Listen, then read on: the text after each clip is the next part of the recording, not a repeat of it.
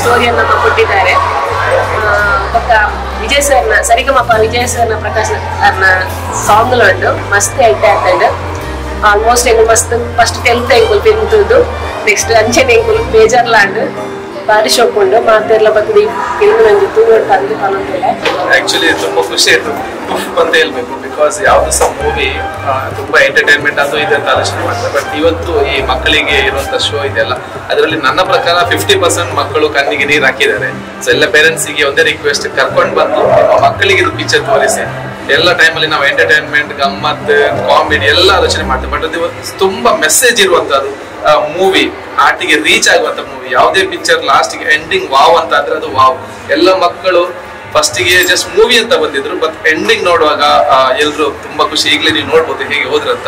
So ಎಲ್ಲ parents movie ಬಂದು ಕೂಡಲೇ ಥಿಯೇಟರ್ ಅಲ್ಲಿ ಪ್ಲೀಸ್ ನಿಮ್ಮ ಮಕ್ಕಳನ್ನು ಕರ್ಕೊಂಡು ಬಂದು ಈ ಒಂದು ಪಿಕ್ಚರ್ ಖಂಡಿತ ನೋಡಿ. Thank you so much for the opportunity.